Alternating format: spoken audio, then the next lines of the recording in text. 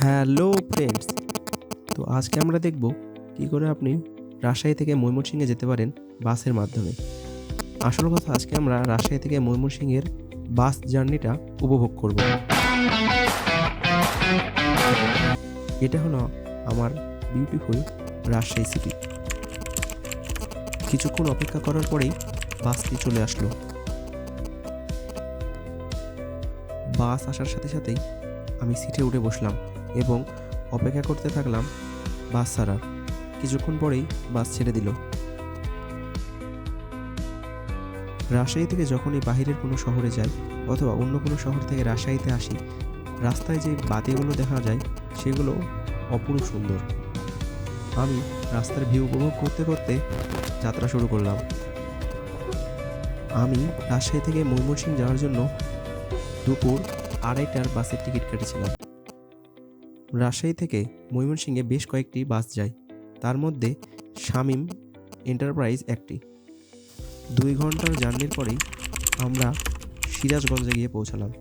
সিরাজগঞ্জে বাসের একটি স্টপেজ দেয়। এখানে 20 মিনিটের আমাদের ব্রেক দিয়েছিল। একটা চা দিন তো। আমি সেখানে ফ্রেশ হয়ে একটু চা খেয়ে নিলাম।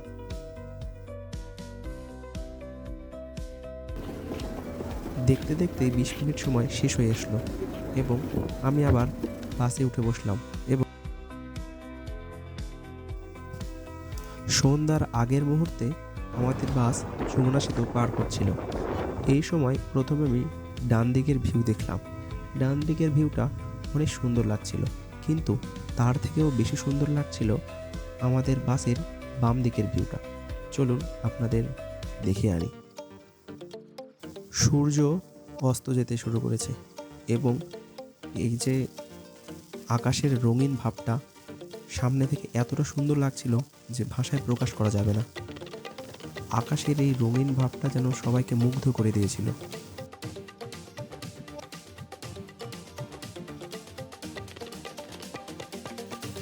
রাত যখন 9টা, তখন আমাদের বাস ময়মনসিংহ শহরে প্রবেশ করলো। আমরা ময়মনসিংহ বাস স্ট্যান্ডে পৌঁছাতে রাত 9:30 বেজে গেছিল। এটাই ছিল আজকের বাস জার্নি। রাজশাহী থেকে ময়মনসিংহের উদ্দেশ্যে বাসটি ছেড়েছিল ঠিক 3টা নাগাদ এবং ময়মনসিংহে এসে পৌঁছেছিল রাত 9:30 নাগাদ। সো ফ্রেন্ডস, এই ছিল আজকের ভিডিও। দেখা হবে নতুন আরেকটি ভিডিওতে। ততদিন ভালো থাকুন। ধন্যবাদ।